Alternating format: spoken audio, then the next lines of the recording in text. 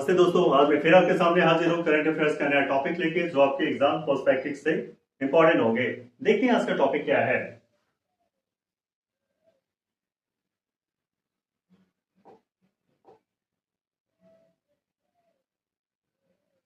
आज का टॉपिक है स्वामी विवेकानंद जीवन और दर्शन, महासमाधि पुण्यतिथि स्मरणोत्सव।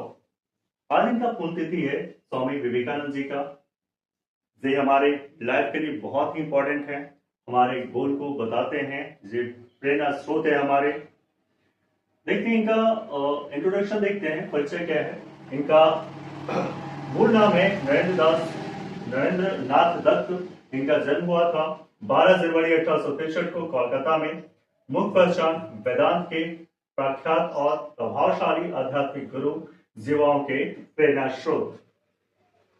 स्वामी विवेकानंद जी, इनका कोट है, believe in yourself and the world will be at your feet.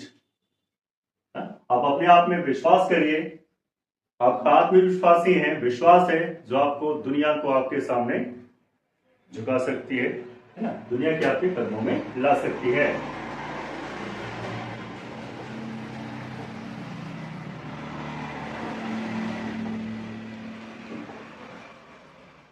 इनका ये इतने फेमस क्यों हुए, इनके पीछे एक रीजन है, कारण है। ये शिकागो में गए थे सर्वधर्म सम्मेलन में। शिकागो का ऐतिहासिक भाषण इनका था 1893 में। स्थान था विश्व धर्म संसद शिकागो, अमेरिका में।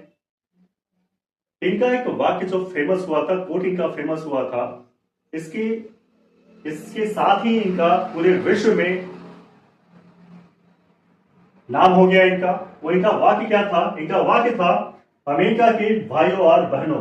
अमेरिका के भाइयों और बहनों, जैसा ही इन्होंने सेंटेंस को स्टार्ट किया वैसे ही तालियों की गड़गड़ाहट। ऐतिहासिक विश्व धर्म संसद शिकागो, अमेरिका में इनकी एक नई पहचान मिली। अमेरिका के भाइयों और बहनों के साथ इन्होंने संबोधन के साथ दुनिया भर में हिंदू धर्म और भारतीय संस्कृति की पताका फहराई।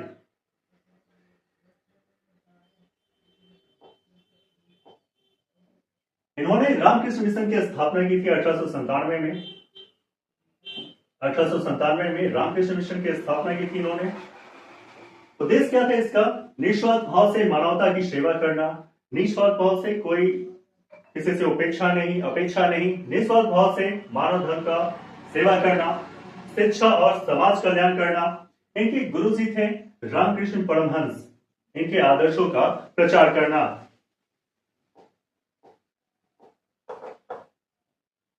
महासमाधि पुण्यतिथि जो इनकी हुई 4 जुलाई 1902 को। स्थान था बेलूर मठ, पश्चिम बंगाल। अवधि केवल 39 वर्ष की आयु में ये महासमाधि ले ली इन्होंने।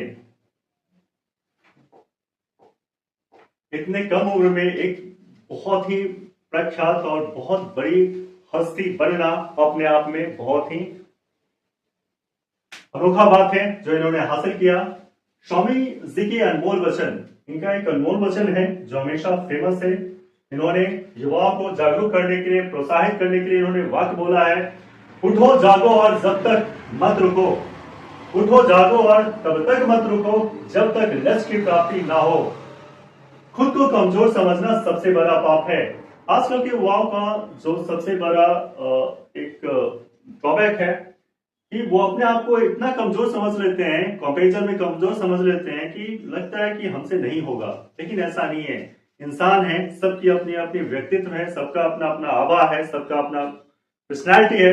तो आप अपनी पर्सनैलिटी पे काम कीजिए, अपने व्यक्तित्व पे काम कीजिए। आप पढ़ रहे हैं तो पढ़ाई पे काम कीजिए, कहाँ पे कमजोर है, कौन सा पार्ट कमजोर है, कौन सा सब्जेक्ट कमजोर है, वहां पे काम कीजिए।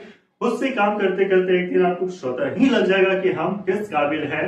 और आपकी खुद की सोच खुद के प्रति पॉजिटिव होनी चाहिए। दुनिया में बहुत लोग हैं जो नेगेटिव प्रचार करेंगे, उस पे नहीं जाना है। आपको खुद में विश्वास होना चाहिए कि मैं क्या हूं, मेरी क्षमता क्या है, मेरी उपयोगिता क्या है, इतना ध्यान रखें। और स्वामी विवेकानंद जी के आदर्शों का हमेशा सम्मान करें, इनके आदर्शों पे चले। निष्कर्ष है, वे केवल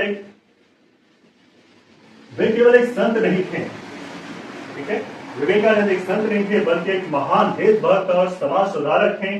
उनके विचार आज भी युवाओं के लिए एक मजबूत प्रेरणा स्रोत है। आज के लिए दोस्तों इतना ही। Thank you. जय हिंद।